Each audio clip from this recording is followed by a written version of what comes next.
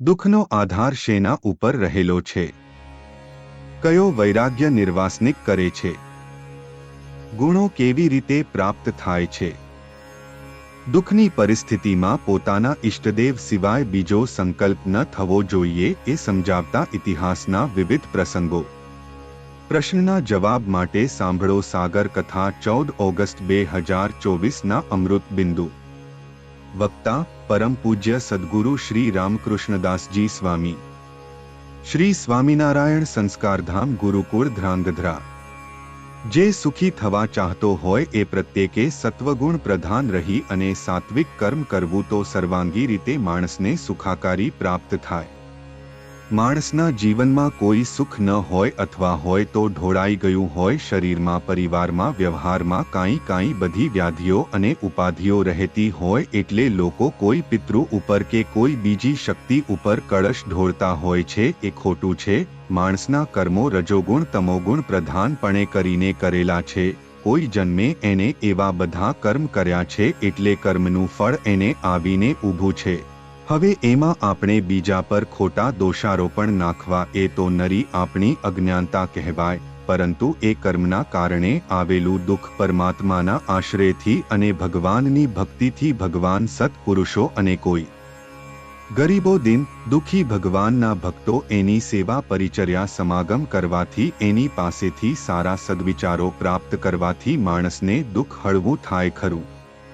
ભગવાનના ભક્તને ક્યારે કોઈ પણ પરિસ્થિતિ હોય પણ કશોય સંકલ્પ સુધા ક્યારે ન થાવો જોઈએ. દુઃખ આવ્યું તો ભોગવી લો.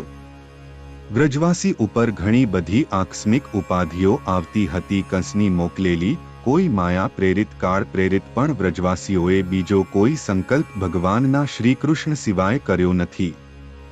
ધર્મદેવ અને ભક્તિ માતાના જીવનમાં ભારત દેશના સમગ્ર માનવ સમાજનું દુઃખ ભેગું કરીને ઓગાળેને એ જે દુઃખ હતા એ એક દિવસમાં સમાઈ જાય એટલું બધું દુઃખ આપત્તિઓ આવતી હતી.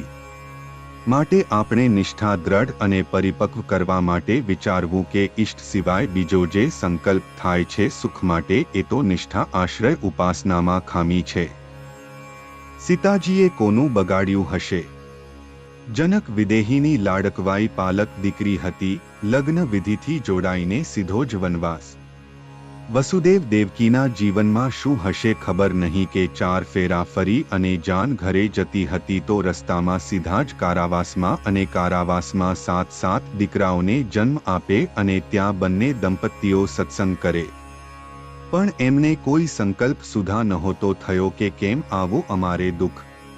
એ તો પરમાત્માની ઈચ્છા પ્રમાણે જીવતા હતા. બધા ઇતિહાસોમાં ભગવાનના ભક્તે ડોક્યું કરી અને પોતાની સામે આવેલા જે કંઈ દુઃખો કે સંઘર્ષ હોય ત્યારે થોડો વિચાર કરવો જોઈએ. પણ ખોટી દોડાદોડી ન કરાય, ખોટા દોરા ધાગા ન કરાવાય, ખોટી સંપત્તિનો વ્યય ન કરાય, ખોટી હાઈ હોય ન કરાય અને પરમાત્માની ભક્તિ કરાય. ભગવાને દયા કરી અને મનુષ્યનું ખોડિયું આપ્યું છે અને આવો સત્સંગનો યોગ આપ્યો છે તો એમાંથી ભગવાનની કૃપા ભગવાનના સંત ભક્તનો રાજીપો પ્રાપ્ત કરી અને જીવનને કૃતાર્થ કરી લ્યો. સુખદુઃખમાં જશો નહીં, એમાં ખોટો સમય ન બગાડો. વચનામૃત ગઢડા પ્રથમનું 14મું ગૃહસ્થને ગમે તેવું ભારે દુઃખ આવી પડે તો પણ પોતાના ધર્મમાંથી અને ભગવાન અને સંતની સેવામાંથી રંચ માત્ર ભગવાનનો ભક્ત પાછો ન પડે. કંથકોટના કચરા ભગતના ધર્મપત્ની સાડી ગીરવે મૂકી અને ભગવાનને જમાડે તો ઘરમાં કેવી વિપત્તિઓ અને કેવા દુઃખો, કેવી મુશ્કેલી હશે. આ બંને દંપતી કેવી મુશ્કેલીમાં દિવસો પસાર કરતા હશે. પણ ભગવાનની ભક્તિ પ્રેમથી અને મહાત્મયથી કરતા હતા. દેખાદેખીથી ભક્તિ ન કરવી, ભક્તિ દિલથી થવી જોઈએ. સંત સમાગમ અને સંત કૃપાથી જે વૈરાગ્ય થાય એ વૈરાગ્ય નિર્વાસનિક કરે છે. ગુણો અને સંતનો રાજીપો પ્રાપ્ત કરવો હોય તો સત્સંગમાં દાસાનુદાસ થઈને રહેવું. ભગવાનના ભક્તનો સમાગમ મળવો તે તો ઘણો દુર્લભ છે. દુર્લભ બાબત આપણને સરળતાથી મળી જ છે.